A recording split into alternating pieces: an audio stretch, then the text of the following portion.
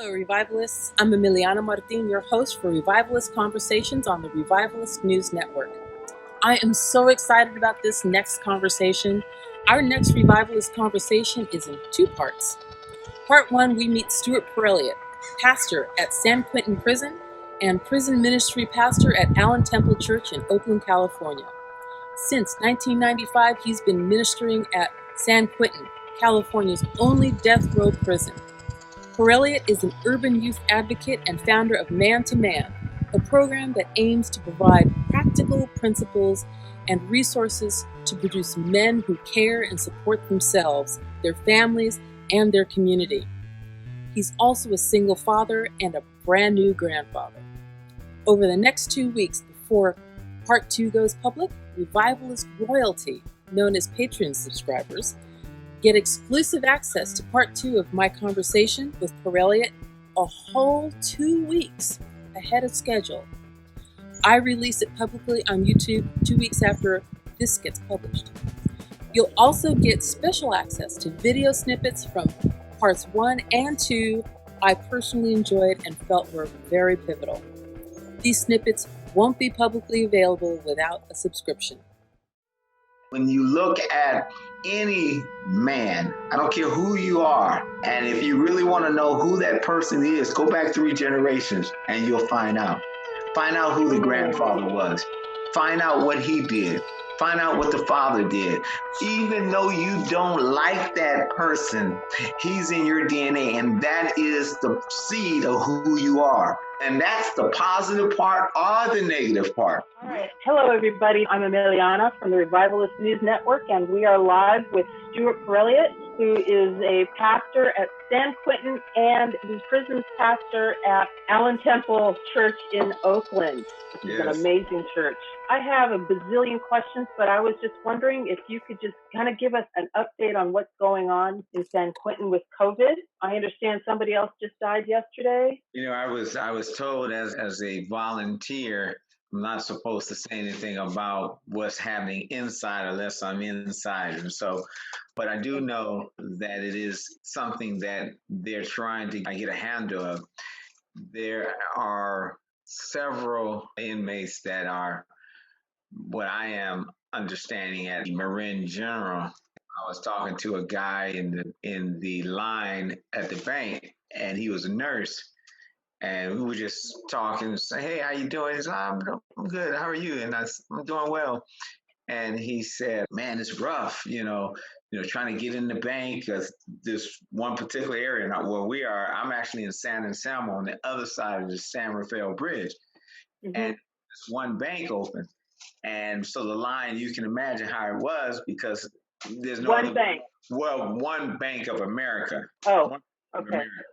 He said, we're really having a real major issue, with people dying. They're dying left and right. So I'm thinking he's just talking about the local in general in Marin. And I said, really? I said, they don't talk about that. And that's when he told me, he says, yeah, they're coming from San Quentin, man. And I was like, wow. And he says they get there and so they're what I've read was that they have broken, because I do have connections with people that writes for the San Quentin News Department. So they've written articles, which is published, and they're saying that they are now breaking into tents. So they have open space, and then they have those that are infected rather than them being in the cells. They're in these tents on the outside, and then I guess by whatever condition that they are in those specific tents. And then once they are quarantined or they get through, then they are open back to the general public. Okay. All right. Well, I really enjoyed listening to your interview about fatherlessness, and I want to get to that, but I want to start with life on the inside. Tell me a little bit about what it's like for people on the inside right now. Tell me about the Christian Fellowship in San Quentin. Well, I mean, as you know, the prison is shut down, so nobody can come in.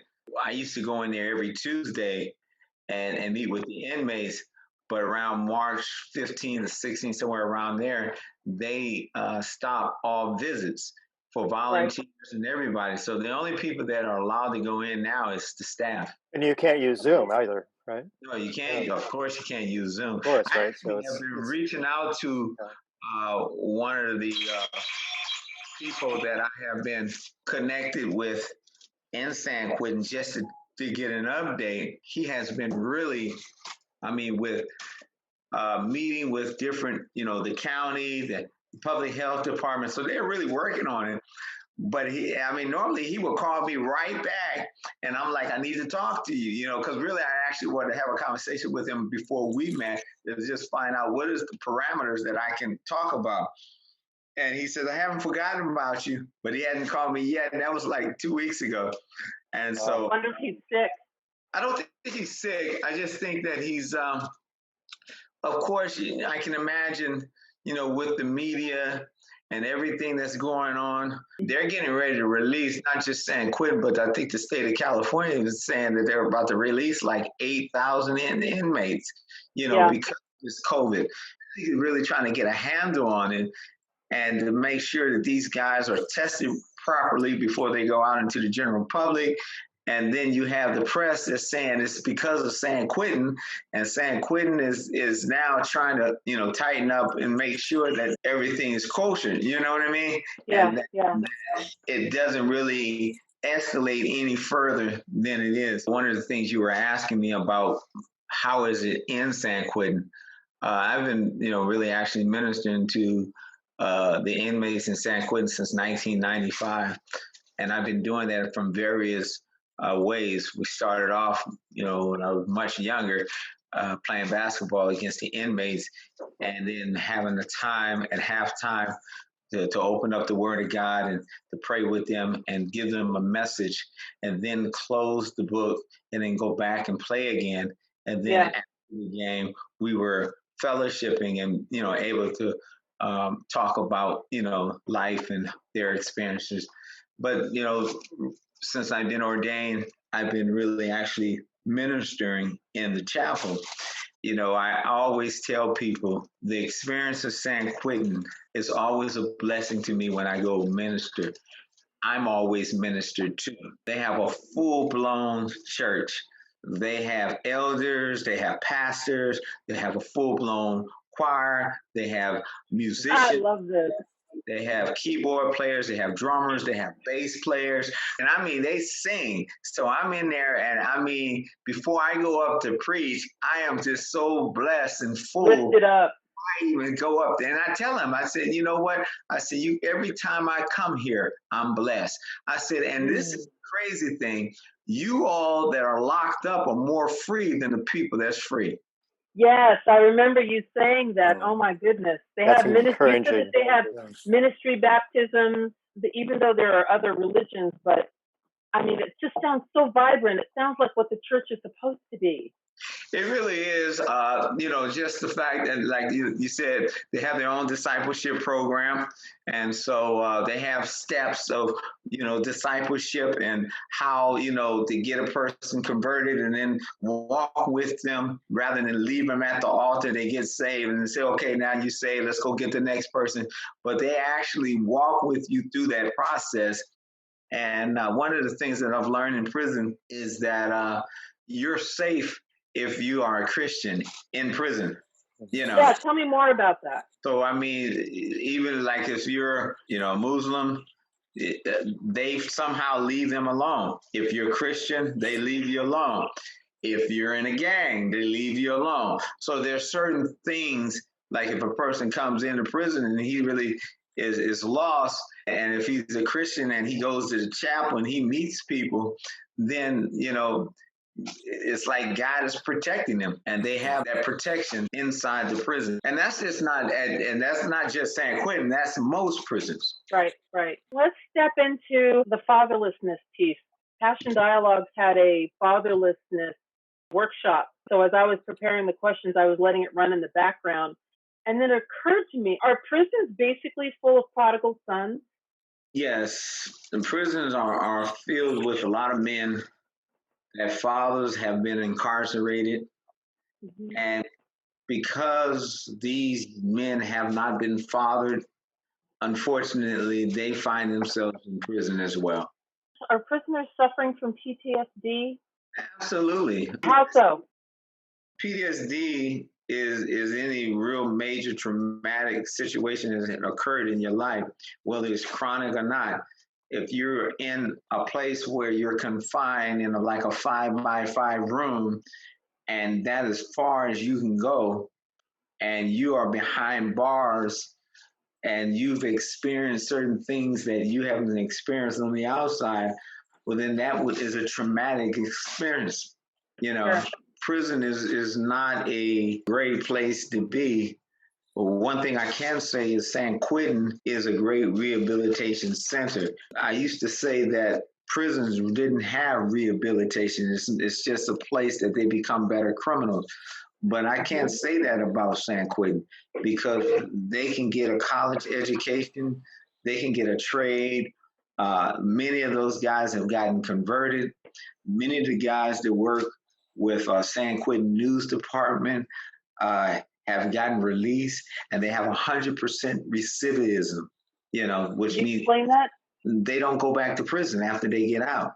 And that's very rare, but they have a nice, group of guys that write the newspaper, and, they write their magazine, and they get help from Cal Berkeley, from professors, and they have a lot of volunteers that come in and help them write, and they're real relevant. They actually are journalists, but they're locked up talking about real life issues within the prison. That's good. That's good. Why is it so hard for Black men to communicate? Well, it's something that we haven't been used to. It hasn't been something that we practice. We was told not to communicate. We was told that just shut up, be quiet. Nobody wants to hear you, And so we haven't had that platform to share and to be transparent about where we hurt. We was told just, suck it up, be a man. Real men don't talk. You just, action, Where you would learn something like that would be from your father. Right. But if your father doesn't know how to communicate and doesn't know how to open up, then how would you know?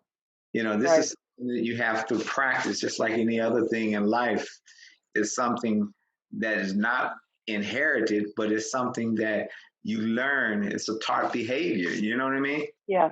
Are all Black and brown-skinned men deadbeat fathers? That's funny because that is a very stereotype quote, I guess.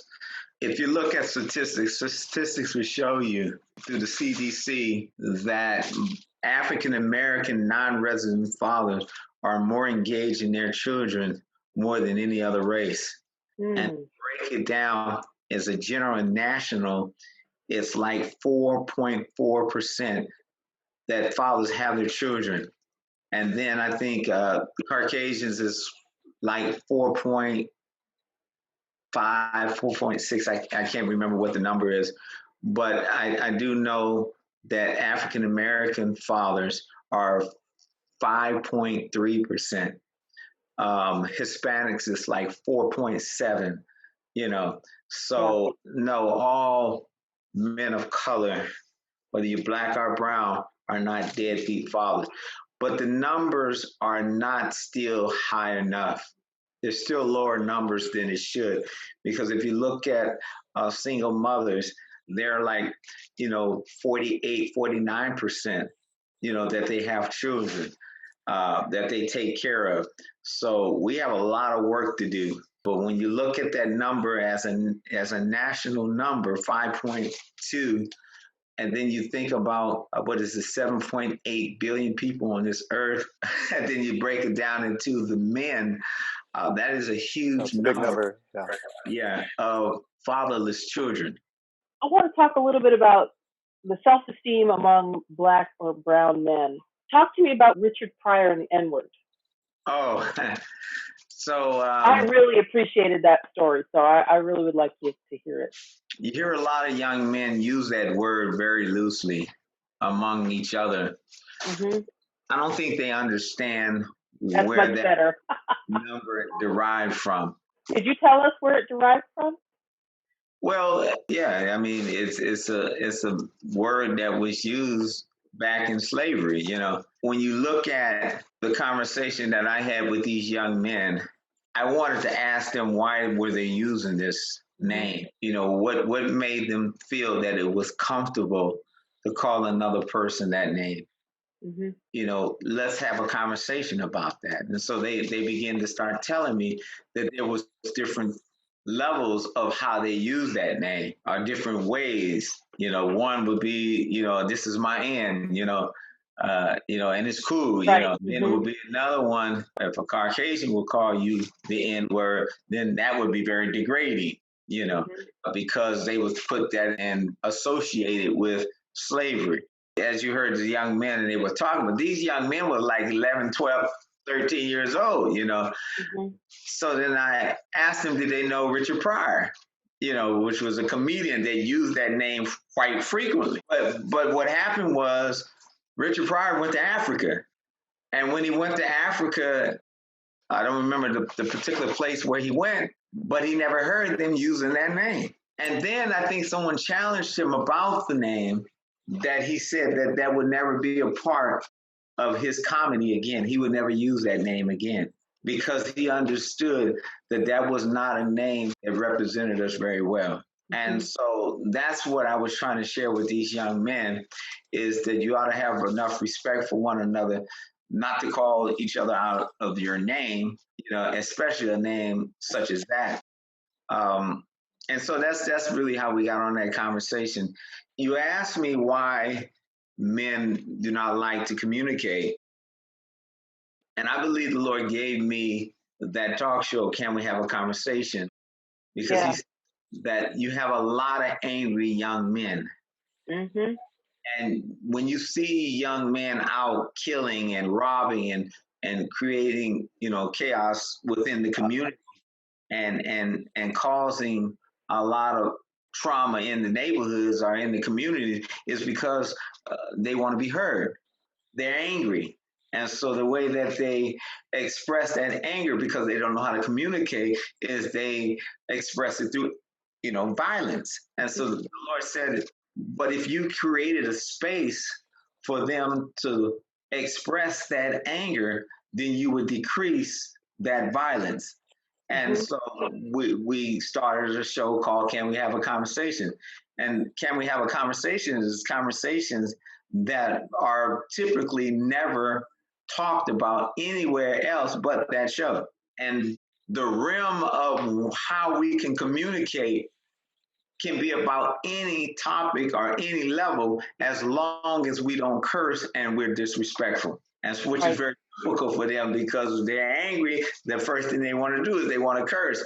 But now they have to refrain back from how not to curse and to really be able to articulate how they feel, which means that requires that they have to think. So those are the conversations that we have. And if you've seen them, I mean, we have various conversations about just about every topic, but this is causing them to be able to communicate healthy communication, and so they can feel like, I'm a safe place. Yes. Why are gangs so successful at recruiting? Gangs are very successful recruiting because they know how to find where you're weak. Gang members, they prey on the things that they see that you lack. And that is, in most urban communities, a lack of a father, the gatekeeper. A male figure. A male figure, a family figure. Exactly. Because if they see that you are down and you wish that you had a family, or you having issues with your mother, or you having issues with your father, then they come in and say, man, we your family. We father, man, we have you, we got you. And they believe that until they get locked up and they go to prison. Nobody puts money on their books. Nobody gives them visits. No one writes them letters. And then they realize that wasn't really their family. But it's too late now, because they're doing 25 years to life, And so, gangs, they know how. See, let me tell you, when we talk about fatherhood, This thing is so powerful because it's what really identifies many of the social ills that we deal with in our like 90%. And one of the key factors that a father does is that he creates identity. He gives his children. Yes, I was going to touch on that, please. Yes. And so, if you don't know who you are, and you don't know, if your father hasn't told you who you are, because a father, I use this a lot when I talk about the Bible and I talk about Jesus.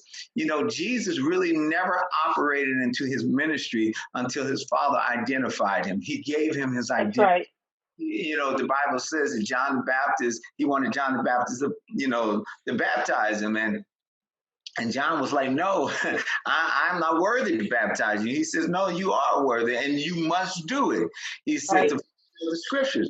But the Bible says that when he did it and when he came down and he came up, he heard a voice from heaven. And the voice said, this is my son in whom I'm well pleased. He gave him his identity. He says, I'm pleased with this young man because he's mine. And I'm going to give him his identity. He is the Son of God. So when that happens, now he begins. But before he even goes, and I watched this, before he went into ministry, 20 days, woo! In the wilderness. So just like he heard God say who his identity was, the devil heard it too. And the devil said, oh, really? If you are the Son of God, then do this. That's what happens in the streets. And beat him back with the word. Right. And so what happens here is because these young men do not know who they are, they don't have a foundation, they're not rooted, they don't understand their true identity of who they are, then they take on the identity of what people say they are. They said, okay, you're a pimp.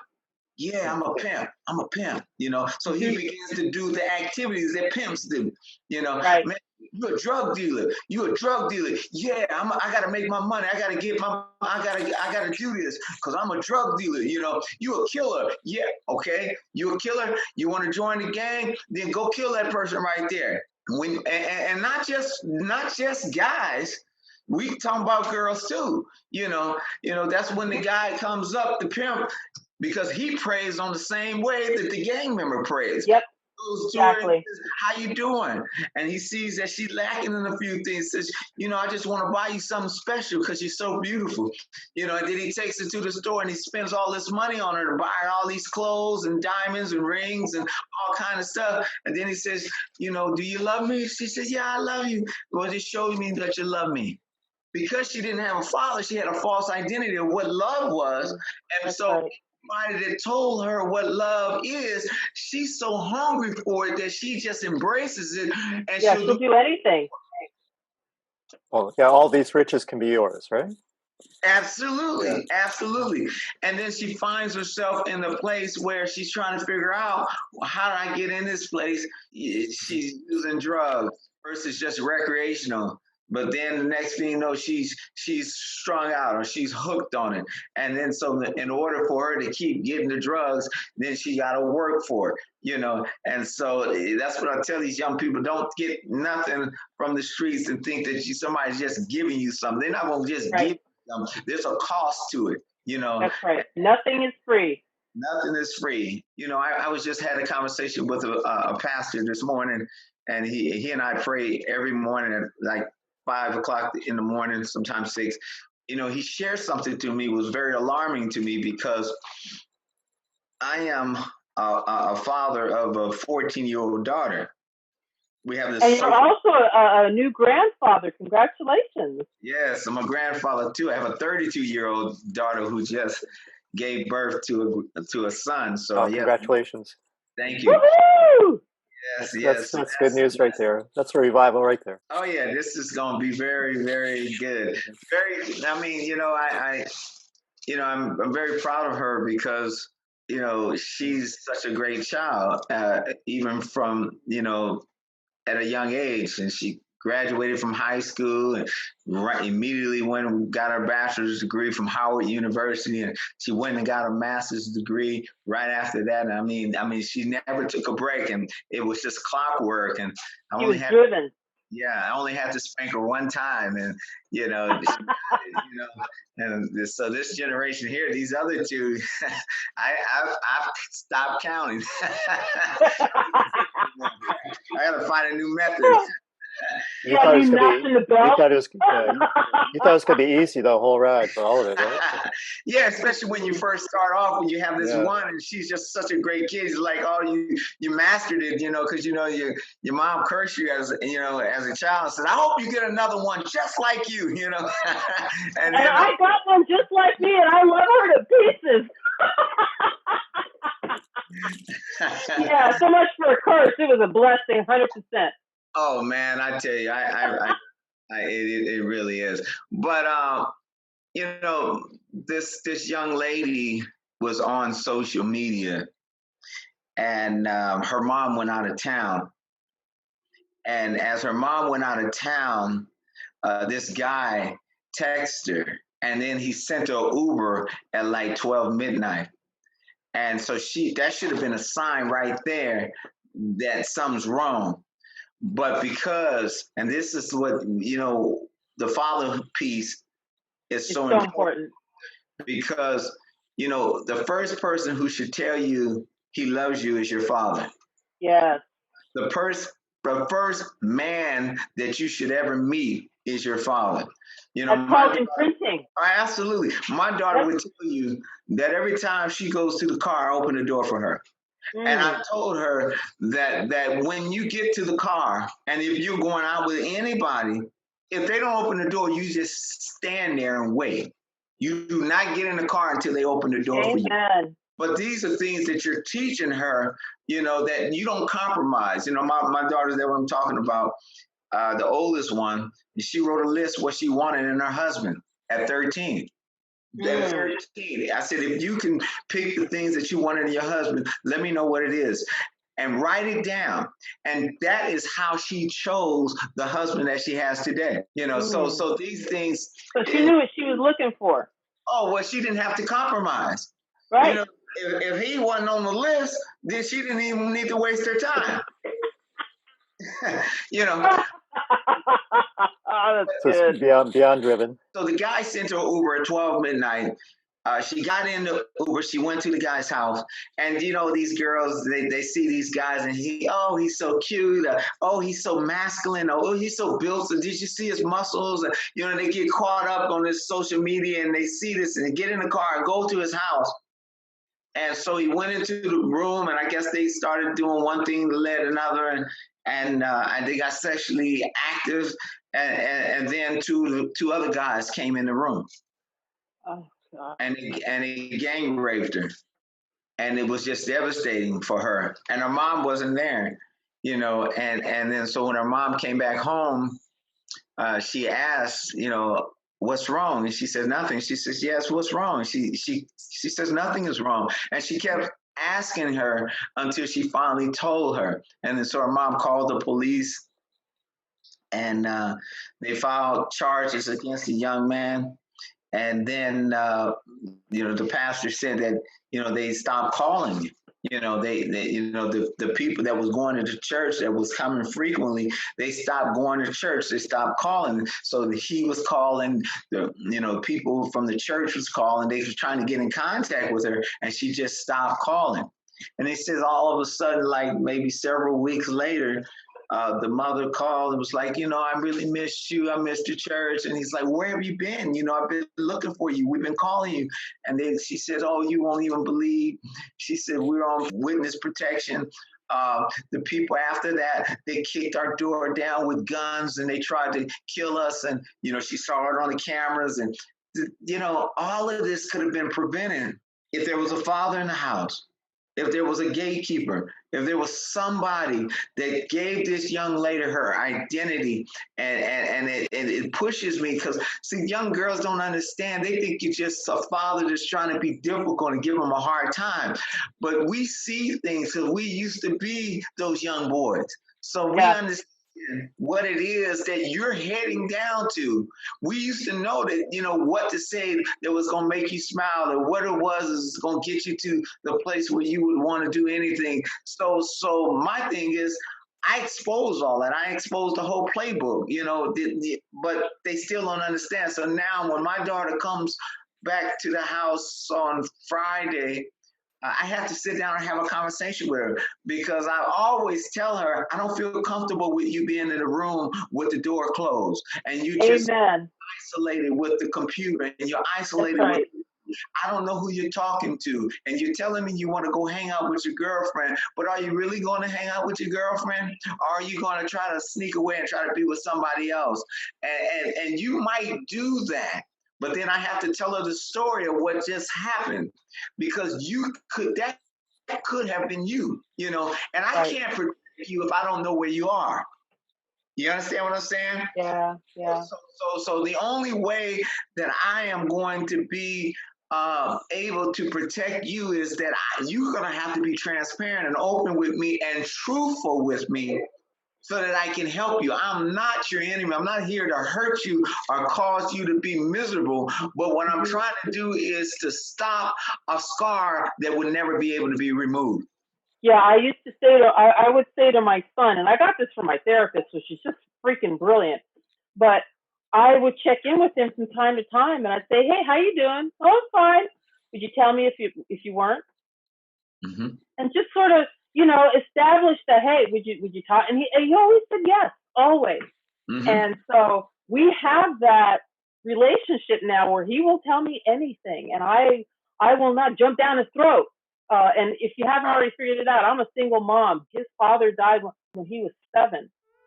So I can appreciate having a father present, because it really made a difference.